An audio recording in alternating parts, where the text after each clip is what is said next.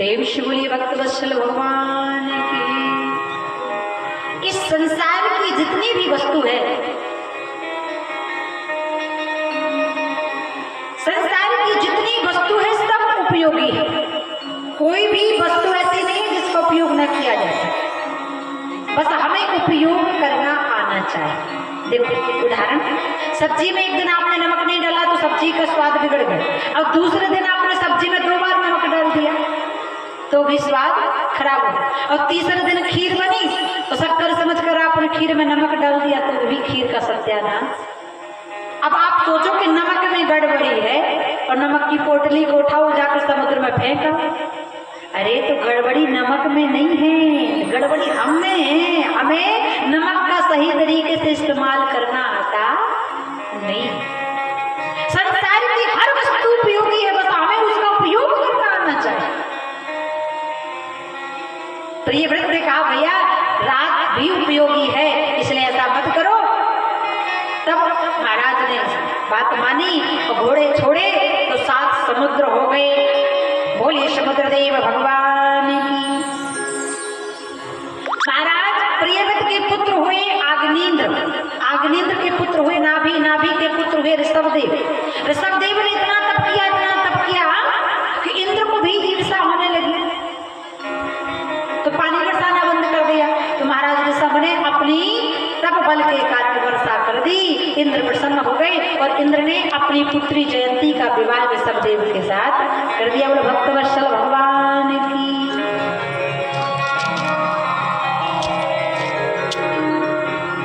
अब ऋषभदेव जी का विवाह हो गया। ऋषभदेव जी महाराज के 100 पुत्र हुए तो पहला पुत्र बड़ा यशस्वी बना जिनका नाम महाराज भरत। 3 भरत हुए। ये जो महाराज ऋषभदेव नंदन है ना भरत, ये प्रेम मार्ग की शाखा के भरत है। दूसरे भरत राम जी के भरत, जो ज्ञान मार्ग की शाखा के भरत हैं। और तीसरे हैं दुष्यंत नंदन भरत, जो जंगल में ही शेरों से लड़ के राजा बने और उनके वंश में पांडु आए। बोलो वृंदावन बिहारी लाल की। आज ऋषभ नंदन भरत के कारण ही भारत का नाम भारत पड़ा। बोलो भारत माता की।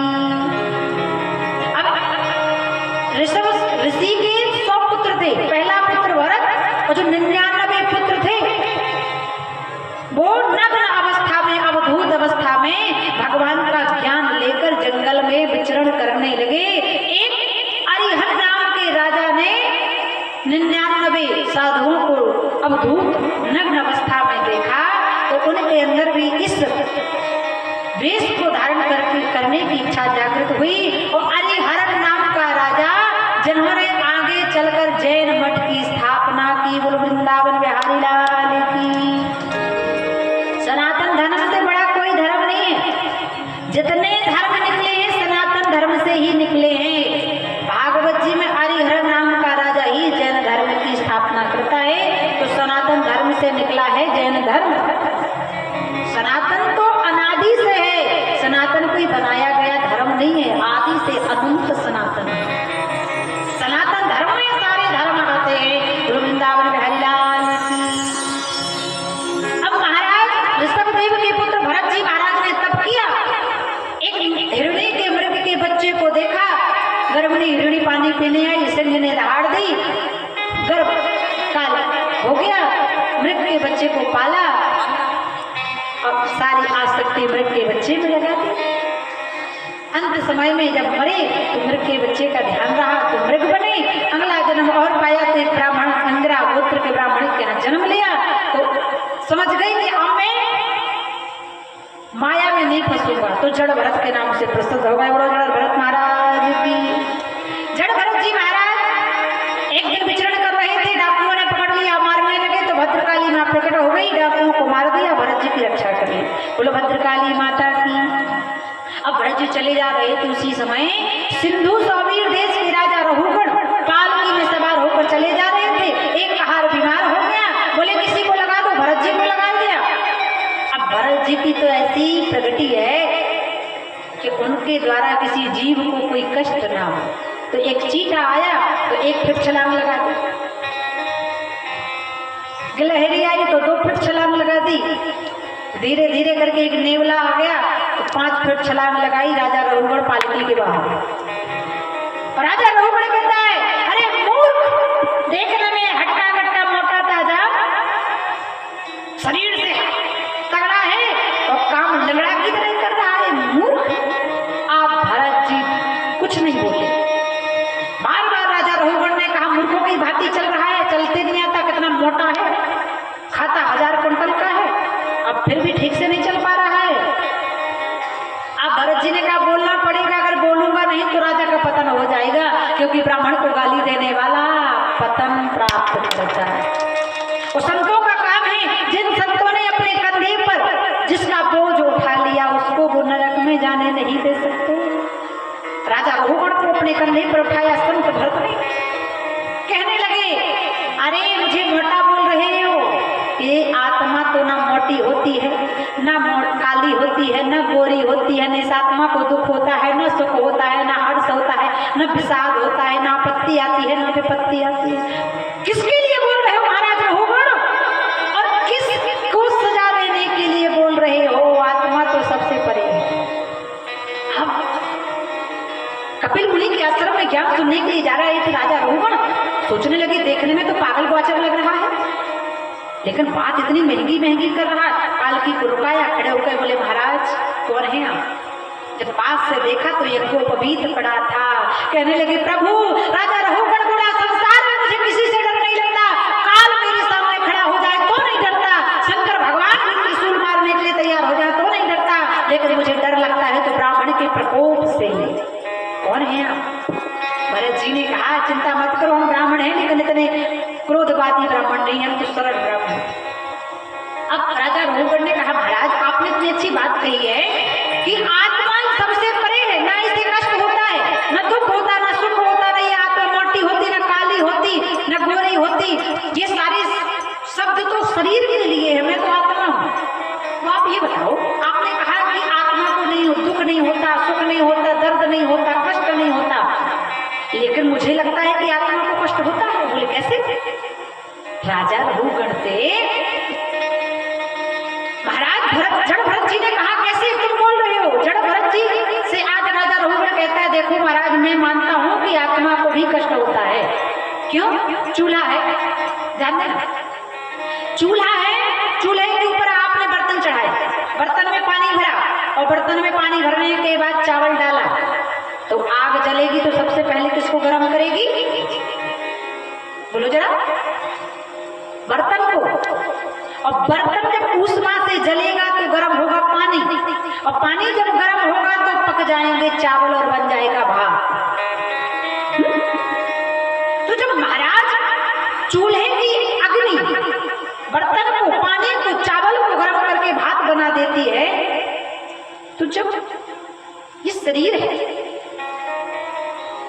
शरीर में ये मन है, जब शरीर को चोट लगती है तो मन को कष्ट होता है, और जब मन को कष्ट होता है तो आत्मा को कष्ट क्यों नहीं होता? राजा रघुगण से जड़ भरत जी ने कहा, अरे पागल हो तुम, राजा ज्ञान लेने तो जाते हो, लेकिन मूर्ख हो, अच्छी अच्छी बातें करना तो तुम्हें आ गया, लेकिन ज्ञान नहीं आया। जो तुम बोल रहे हो सारी बातें उन चीजों के लिए हैं जिन्हें हम छू सकते हैं। आप बताओ, चूल्हे को छू सकते हैं, बर्तन छू सकते, चावल छू सकते, पानी छू सकते, आत्मा को छू सकते हो? बोलो। महाराज भरत ने कहा, ये सारी चीजें समयप के लिए हैं, लेकिन आत्मा तो निरअभ्यक्त है, आत्मा को छुआ नहीं जा सकता। राजा रघुगण को ज्ञान आ गया। हे महाराज क्षमा कर दीजिए, ज्ञान लेकर वापस गए। बोलो वृंदावन बिहारी लाल की। सुंदर आज राजा रघुगण का भाव आया, अब नरकों का वर्णन हुआ। देखो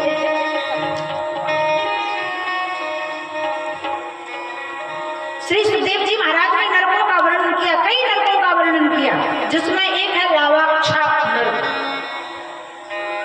देखो कपड़ा गंदा हो जाए, ध्यान देना, कपड़ा गंदा हो जाए तो आप या तो उसे खुद से साफ कर सकते हो साबुन लेकर के, अगर खुद से साफ नहीं कर सकते तो फिर धोबी घाट भेजना पड़ेगा, है ना। लेकिन अंतर है, अगर आप अपना कपड़ा खुद से साफ कर लोगे तो आराम से साफ करोगे, प्रेम से साफ करोगे, कहीं कपड़ा खराब ना हो जाए। ब्रश भी मारोगे तो आराम से मारोगे, कहीं कपड़ा खराब ना हो जाए। लेकिन अगर वही कपड़ा तुम धोबी घाट भेजोगे और धोबी कपड़ा धोएगा तो वो धुलाई भी करेगा और धुनाई भी करेगा। जो कपड़ा आप खुद से साफ करोगे तो दया के साथ साफ करोगे कि मेरा कपड़ा साफ भी हो जाए, खराब भी ना हो। लेकिन धोबी घाट अगर कपड़ा गया तो धोबी उसको धुलाई भी करेगा, धुनाई भी करेगा, उससे दर्द थोड़ी। ये बात कपड़े के लिए नहीं थी, ये हमारे लिए थी। अगर कोई शरीर से पाप हो जाए तो पापों का प्रायश्चित करके हम पाप को नष्ट कर सकते हैं खुद से। तो अगर पाप पर पाप करते जाएं तो फिर ये पाप तो जाएंगे यमदूत के धोबी घाट, और यमदूत धुलाई भी करेंगे, धुनाई भी करेंगे। बोलो राधे राधे। तो इससे अच्छा है कि हम ही अपने हाथ से अपना मन साफ कर लें, जिससे कि हम भी खराब ना हो, हमारा कपड़ा भी खराब ना हो। तो हरि नाम से अच्छा संसार में कोई साबुन नहीं है। हरि नाम इतना जोरदार साबुन है कि इस नाम से बड़े बड़े पाप नष्ट हो जाते हैं। इसलिए तो संत कहते हैं, बड़े प्यार से गाते हैं, गोविंद मेरो है।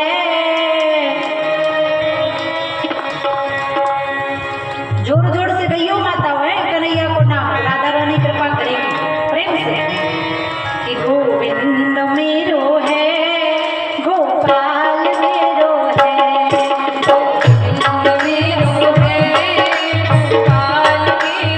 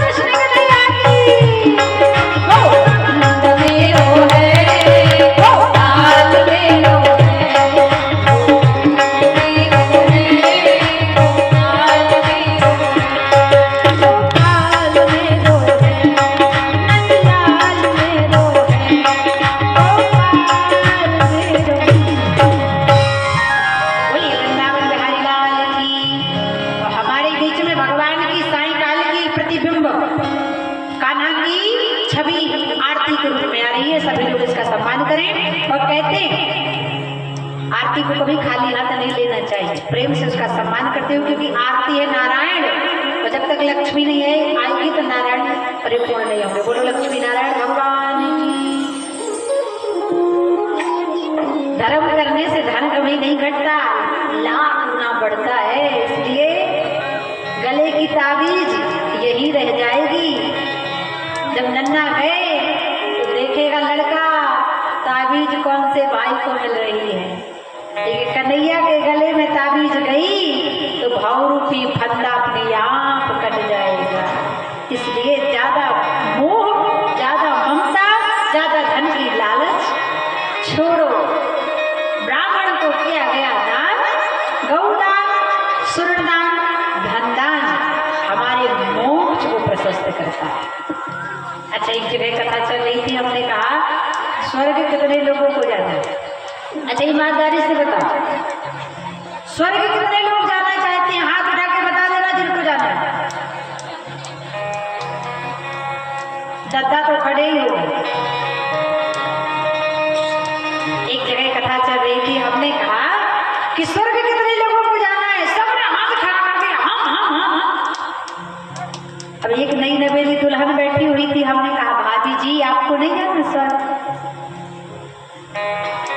कहने लगी देवी जी, सबने हाथ खड़ा कर दिया और पीछे जो बैठी है ना पीली साड़ी पहने, वो हमारी सास है। अगर वो सास हमारी स्वर्ग चली गई तो हमें तो खैरी में स्वर्ग हो जाए। ऐसे देखो, हमें ना स्वर्ग जाना है ना नरक जाना। स्वर्ग के चक्कर में मत पड़ना। स्वर्ग में जाओगे तो जितना पुण्य लेकर जाओगे उतने दिन स्वर्ग में रहोगे। इसके बाद देवता कॉलर पकड़ के बाहर फेंक देंगे। स्वर्ग का काम है होटल के जैसा। होटल जाओगे, बढ़िया नोटों की गड्डी लेकर गए, जितने दिन तक गड्डी रही होटल में चकाचक आनंद किया, गड्डी खत्म, मालिक आएगा कॉलर पकड़ के, चलो बाहर। स्वर्ग के चक्कर में मत पड़ना। स्वर्ग में जितना पुण्य रहेगा उतना रहने को मिलेगा। तो हमें ना स्वर्ग जाना है ना नरक जाना है। हमें तो मोक्ष चाहिए कि बार बार इस योनियों में 84 लाख योनियों में हमें आना ना पड़े। एक बार कन्हैया के चरणों के नीचे चले जाए, वहीं पर राधे राधे गाएं, बार बार पुनरति जन्म पुनरति मरण, बार बार ना आए ना जाए, ना कीड़े बने ना मकोड़े बने ना कुछ बने, कन्हैया के दास बनकर वैकुंठ में रहे, गुरु वृंदावन बिहारी जाए। इसलिए आज सुंदर भाव दिया। बोले महाराज, भगवान के नाम में इतनी शक्ति है। भगवान कृष्ण रूपी साबुन इतना जोरदार है कि पापी से पापी जीव को साफ कर देता है। परीक्षित जी ने कहा था ऐसा कोई कपड़ा है जो साफ हुआ हो भगवान के साबुन से, भगवान के नाम रूपी साबुन से? बोले हाँ। अजालोपाख्यानम गणिकाधुधरम पमतिशान नैनम चिंदति शस्त्राणि परियम जरा देवी नरे। बोले एक अजापन नाम का ब्राह्मण था, श्रद्धा करने के लिए जंगल गया। वहां पर देखा कि घड़ी का एक वेश्या एक शूद्र के साथ विहार कर रही है, गमन कर रही है। उसके अंदर भी वेश्या के साथ, गणिका के साथ काम वासना करने का मन किया। पत्नी को, बूढ़े माँ बाप को छोड़ दिया, गणिका के पीछे चला गया। जाते जाते साथ में रहा, 10 संतानें पैदा करी। आखिरी संतान का नाम किसी महात्मा ने नारायण रख दिया। बड़ा प्यार करता था नारायण से। एक दिन समय आया मरने का, चिल्लाया, काले काले यमदूत आए, चिल्लाया, बेटा नारायण बचाओ। मरते समय नाम लिया नारायण का, तो काले काले यमदूतों को धक्का मारा, एक चनकट लगाया और भगवान के 4 पार्षद चमकीले चमकीले प्रकट कर गए। अब काले काले यमदूतों ने कहा, अरे तुम चमकीले चमकीले कौन हो? भगवान के पार्षदों ने कहा, हम भगवान के पार्षद हैं और इसने मरते समय भगवान का नाम लिया है, इसलिए हम इसकी रक्षा करने आए। काले काले यमदूतों ने कहा, पागल मत हो जाओ, इसने भगवान का नाम नहीं लिया है, इसने अपने बेटा का नाम लिया गलती से। भगवान के पार्षदों ने कहा, इसके बेटे का तो 4 दिन पहले नाम रखा गया है, लेकिन मेरे नाम का, मेरे नारायण का नाम तो 40,000 वर्षों से रखा, तो मूल नाम तो मेरे प्रभु का है, तो इसने मरते समय लिया है, इसलिए जाएगा भगवान के धाम, छोड़ो इसको। काले काले यमदूतों ने कहा, ऐसे नहीं हो सकता, इसने अपने पुत्र का नाम लिया। पार्षदों ने कहा, देखो भैया, तार में करंट लगाने का गुण है, तो जिसको ज्ञान है वो पकड़ेगा तो उसे करंट लगेगा, और जिसे ज्ञान नहीं है वो पकड़ेगा तो उसे भी करंट लगेगा।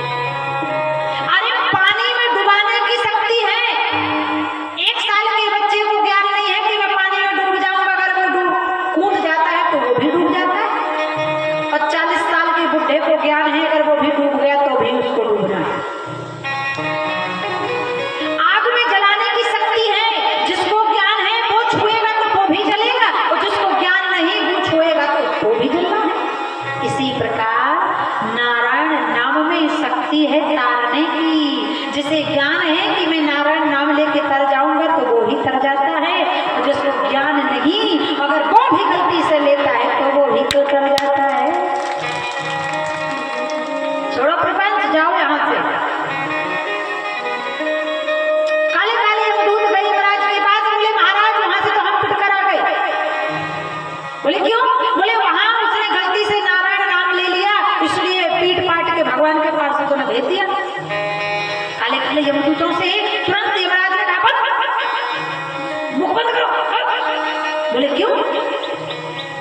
बोले जितने ये नरक में राक्षस पड़े हैं, अगर इनके कानों में नारायण चला जाएगा तो हमारा पूरा नरक खाली हो जाएगा। इतनी बड़ी शक्ति है नारायण में चुपता वाला में।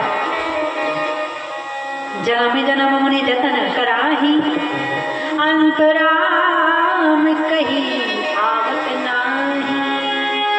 ये शक्ति बड़ी नारायण में। तो आज अजामिल को ज्ञान हो गया और अजामिल भी भगवान की भक्ति मिली ने हरिद्वार जाकर भगवान में समाविष्ट हो गया।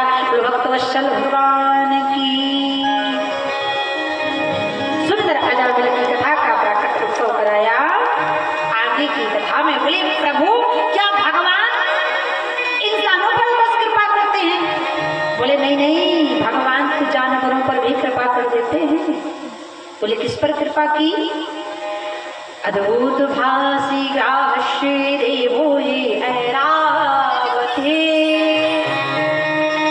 नरियं तुष्टा भयं क्षेमं सरोवरे नृत्यक्रीडाम्बयः,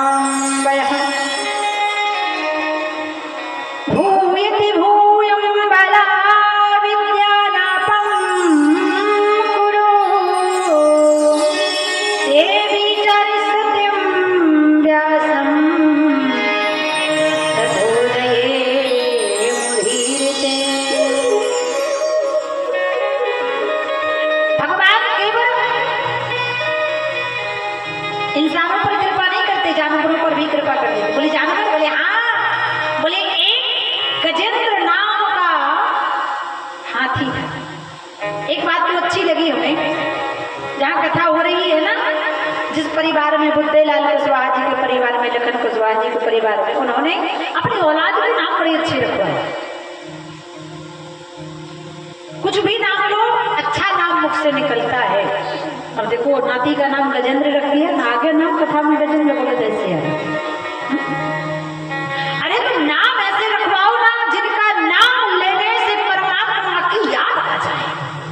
आजकल मैंने देखा, आजकल की माता into Chintu Pinku Pinku Pinku Pinku, what is this? क्या है? कौन सा नाम है? एंड्रॉइड चकाचक मोटर स्टैंड, इनका कोई मतलब है? सीताराम, घनश्याम, कितना बढ़िया नाम भजन।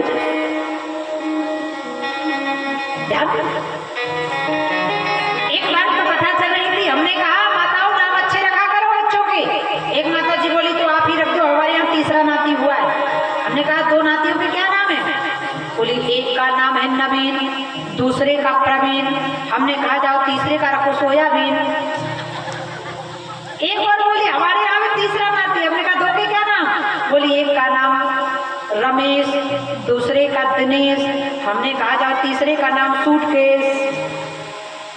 नाम अच्छे इनका।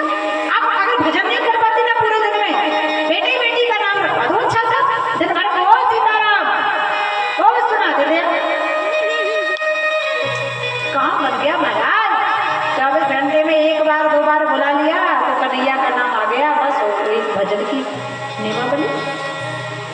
अजामिल नाम लेके तर गया भैया, पता कुछ नहीं तर गया। यहाँ पर गजेंद्र, गजेंद्र नाम का एक हाथी था। 10,000 हाथियों का बल था उसके अंदर। अब उस 2 पत्नियों के साथ सरोवर में स्नान करने गया। स्नान करते करते, क्रीड़ा करते करते, खेलते खेलते ग्राह रूपी एक मगर आया। उस ग्राह ने गजेंद्र का पैर पकड़ लिया।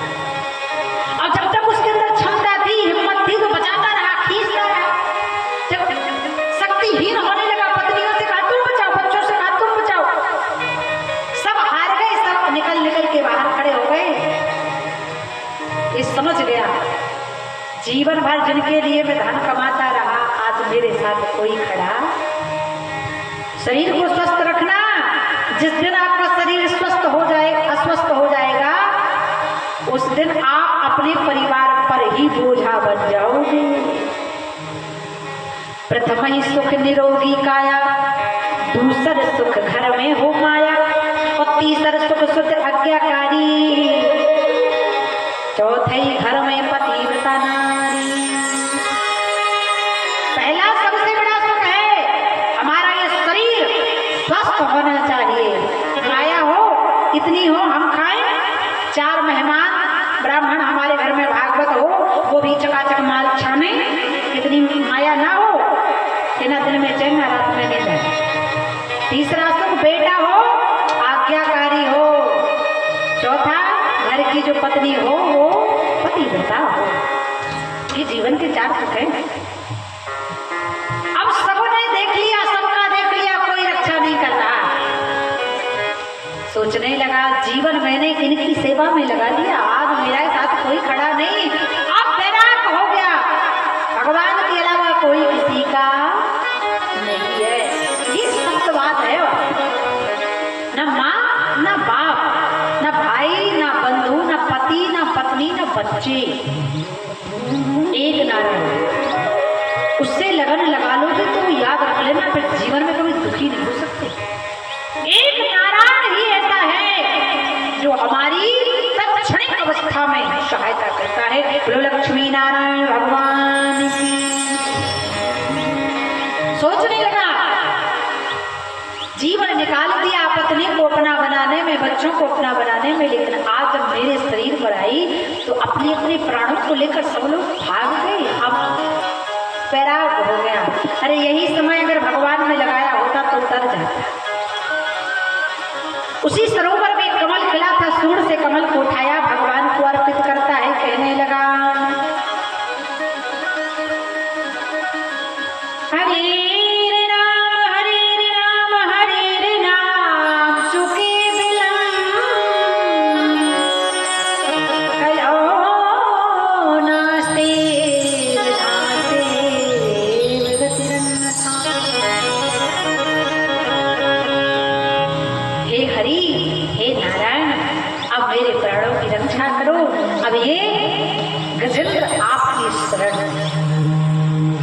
भगवान का ध्यान किया। भगवान गरुड़ पर आरूढ़ होकर आए, एक चक्र चलाया भगवान ने, ग्राह का गला कटा, गजेंद्र के प्राणों की रक्षा हुई। बोलो गजेंद्र मोक्ष भगवान की। अच्छा देखो ये गजेंद्र है क्या? ये गजेंद्र है क्या? ये गजेंद्र है, ये हमारी जीवात्मा, और जो हमें भवसागर में पकड़े हुए है वह है ग्राह, ग्राह रूपी माया।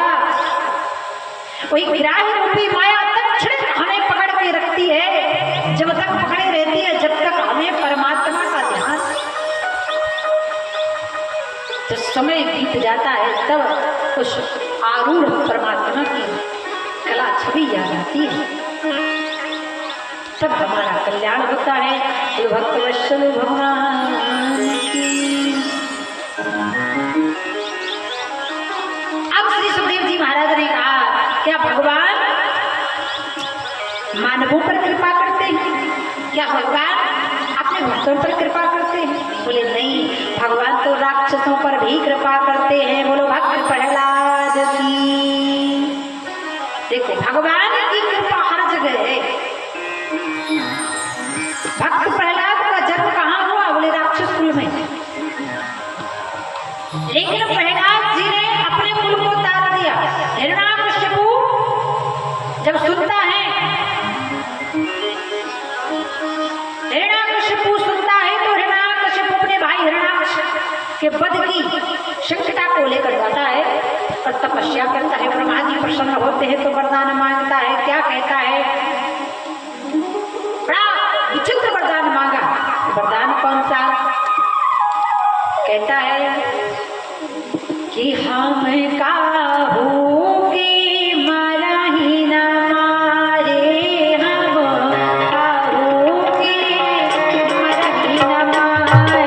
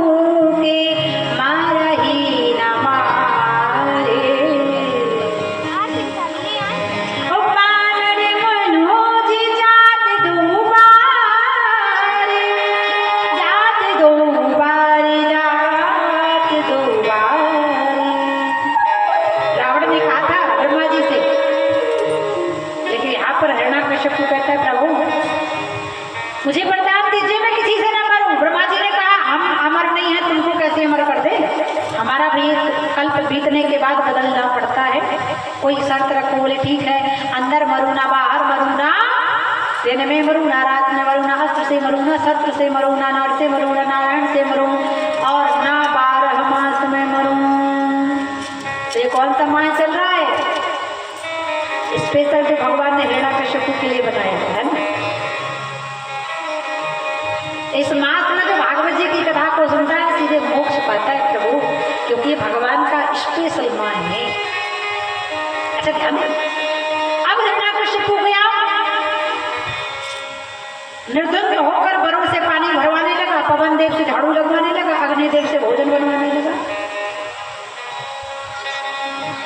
और इसके 3 पुत्र थे, हाद, अनुहाद, आहाद, और चौथी पुत्र की बारी आई जिसका नाम पड़ा बोलो भक्त प्रहलाद की। अब बढ़िया प्रहलाद जी बड़े हुए, विद्यालय गए। और किस विद्यालय में पढ़ने गए? बोले हिरण्यकश्यप दानव विश्वविद्यालय। अब प्रहलाद जी गए। प्रहलाद जी को तो भगवान की भक्ति पहले से ही थी, क्योंकि जब उनकी माँ कयादु गर्भवती थी तो नारद जी के आश्रम में रहकर सेवा पानी करती थी इंद्र के प्रकोप से बचने के लिए। और बालक जैसा माँ के गर्भ में सीख लेगा उसका वैसा ही चरित्र आचरण हो जाएगा। आजकल मैंने देखा है ये माताएं बहनें जब गर्भवती होती है ना, बहुत कम माताएं हैं जो भगवान का भजन करती हैं, बहुत कम माताएं जो भगवत गीता पढ़ती हैं, भागवत नाम लेती हैं। आजकल मैंने देखा ये माताएं मेरे गर्भवती होती है ना, कई माताएं टीवी देखती हैं, टीवी में पिक्चर देखती हैं, और पिक्चर कौन सी? बड़े फटा पोस्टर निकला हीरो।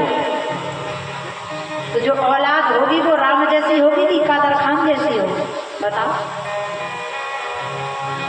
अरे पहले ये बताओ, अगर बेटा कृष्ण जैसा राम जैसा चाहिए तो पहले आपको यशोदा और कौशल्या बनना पड़ेगा। जब पात्र अच्छा होगा तो वस्तु तो सुरक्षित ही होगी। अगर पात्र ही सड़ा गला होगा, अधर्म से भरा होगा, तो वस्तु भी सड़ी गड़ी निकलेगी, बोलो रहेगा। इसलिए पात्र माँ को पहले ध्यान देना है, माँ को अच्छे कर्म करना है, तब औलाद अच्छी होगी। जिसकी माँ गलत आचरण कर अवस्था में करती है उसकी औलाद आचरणहीन पैदा होती है। कयादु ने नारद जी के आश्रम में रहकर सत्संग किया, इसलिए उसे भक्त पैदा हुआ। प्रहलाद जी विद्यालय गए तो जो शुक्राचार्य जी के 2 पुत्र थे, संड और अमर, ये दानवों की विद्या पढ़ाते। और प्रहलाद जी पढ़ते श्रीमन नारायण नारायण नारायण।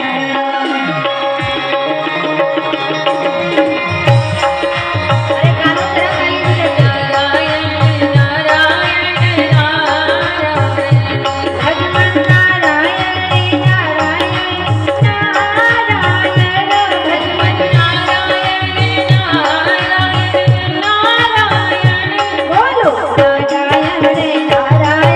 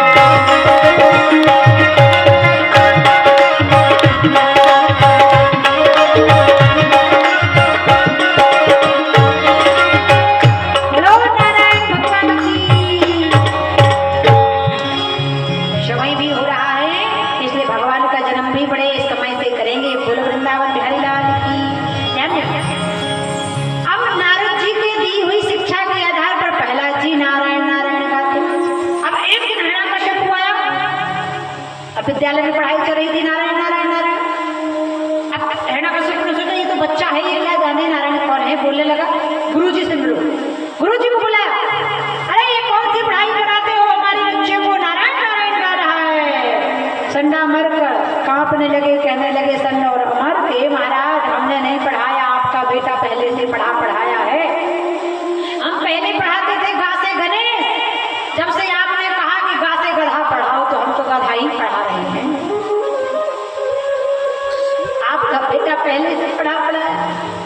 अच्छा ठीक है, समझा बुझा दिया। फिर विद्यालय भेजा। फिर प्रहलाद जी ने फिर यही पढ़ाई की। अब गुरु जी थोड़ा बाजार चले गए। प्रहलाद जी ने कहा चलो ऐसी पढ़ाई करते हैं। बोले कैसी? बोले छुपन छुपाई वाली थोड़ा सा खेल हो जाए। कैसा खेल भैया? ये तो बहुत पुराना खेल है। बोले हमें आता है। बोले प्रहलाद जी ने कहे छुपन छुपाई का खेल कब से प्रारंभ है? बोले परमात्मा के जन्म से प्रारंभ है। और सबसे पहले छुपन छुपाई का खेल आत्मा और परमात्मा के बीच खेला गया। छुपन छुपाई का खेल जीवात्मा और परमात्मा के बीच खेला गया। एक बार जीवात्मा परमात्मा से कहती है चलो प्रभु छुपन छुपाई खेलें। प्रहलाद जी सारे स्कूल के बच्चों को समझा रहे हैं कि नारायण है क्या? बच्चों ने कहा तो नारायण का नाम लेते हुए कौन है? प्रहलाद जी ने कहा सुनो नारायण कौन है? बोले इस संसार में छुपन छुपाई का खेल खेल रहा है मेरा नारायण। एक बार जीवात्मा और परमात्मा का संवाद चला तो जीवात्मा ने कहा चलो प्रभु छुपन छुपाई खेले। भगवान ने कहा तो ठीक है चलो खेलें। जीवात्मा ने कहा तो पहले प्रभु आप छुपो, हम ढूंढेंगे आपको। भगवान ने कहा नहीं, पहले आप जीवात्मा छुपो, हम ढूंढेंगे, फिर हम छुपेंगे तो तुम ढूंढ लेना। ठीक है प्रभु। अब जीवात्मा ने परमात्मा से कहा ठीक है प्रभु मैं छुपता हूँ, आप मुझे ढूंढना। ये जीवात्मा छुप जाती है और जब महाप्रलय होता है तो परमात्मा हर योनि से एक एक जीव को निकालता है और अपने बंसी रूप में पिरो कर ढूंढ लेता है। और अब प्रहलाद जी कहते हैं परमात्मा ने हमें ढूंढ लिया है, अब हमारा काम है, जीवात्मा का काम है कि परमात्मा को ढूंढने का। क्योंकि परमात्मा पत्ते पत्ते में छुपा है, जीव जीव में छुपा है, नर में नारी में, कीट में, पतंग में, मकड़ी में, गिलहरी में, कुत्ते में, कुतिया में, हर जीव में परमात्मा छुपा है। अब हमें परमात्मा को ढूंढना है कि परमात्मा कहाँ है। सब बच्चों को बात समझ में आ गई। सारे बच्चे नारायण नारायण गाने लगे। नारायण नारायण गाया, हिरण्यकश्यप आया। गुरु जी आए बाजार से तो वो भी नारायण गाने लगे, बच्चे गाने लगे। हिरण्यकश्यप आया तो माहौल शांत हो गया। श्री सुखदेव जी से परीक्षित जी ने कहा बाबा बच्चों ने छुआ प्रहलाद जी को तो उन्होंने नारायण गाया, संड और अमर ने छुआ तो उन्होंने गाया, लेकिन हिरण्यकश्यप ने क्यों नहीं गाया? बोले इसलिए नहीं गाया क्योंकि हिरण्यकश्यप तो फ्यूज बल्ब है।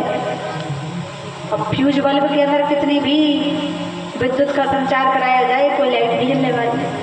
अब प्रहलाद जी को मारने के लिए कई प्रयास किए, लेकिन जाकोरा के साइया अरे मार सके ना कोई, बाल न बांका कर सके,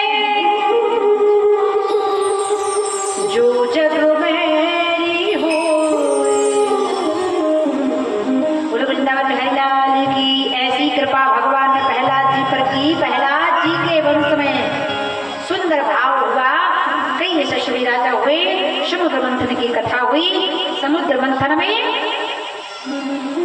14 रत्न निकले। श्रीमणिरम भावारुणी अमी शंख गजराज कल्पद्रुम सतधेनुधर धन्वंतरी शिवा। महागठबंधन की सरकार बधी। समुद्र मंथन हुआ। देवताओं को अमृत पिलाया गया। सुरधेनु नाम के दैत्य थे, तो देवताओं की सभा में आकर बैठ गए। उन्होंने पिया, वही राहु और केतु बनकर अमर हो गए। आज भी सूर्य चंद्र को परेशान करते। बोलो वृंदावन बिहारी लाल की। महाराज प्रहलाद के वंश का बड़ा सुंदर वर्णन है, जिसमें हिरण्यकश्यप ने खंभे से भगवान को प्रकट करवाया। प्रहलाद जी के भक्ति के कारण भगवान नरसिंह रूप में प्रकट हुए। बोलो नरसिंह भगवान की, बोलो कच्छप भगवान की, मोहिनी भगवान की। सुंदर समुद्र मंथन हुआ। आगे प्रहलाद जी के वंश में बड़े शुभ यशस्वी राजा महाराज, स्वर्ग पर विजय प्राप्त करने वाले राजा बलि हुए, जो स्वर्ग पर आधिपत्य जमा कर बैठे।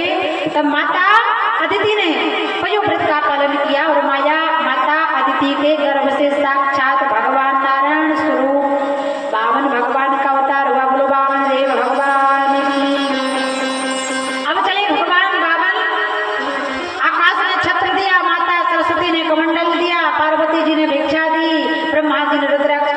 दी और अब कहा ब्रह्मा जी ने भैया जाओ हमें बलि से 3 पग भूमि नहीं लेना है, त्रिलोक की संपदा लेना है। और भगवान गए सुंदर और भगवान क्यों तुंग वाहिनी पूर्वभद्रा नदी के किनारे यज्ञ कर रहा था, राजा बलि 100वां यज्ञ। तो बलि महाराज यहाँ भगवान गए कहने लगे कि बामन का रूप बनायो प्रभु ने, बामन का रूप बनायो।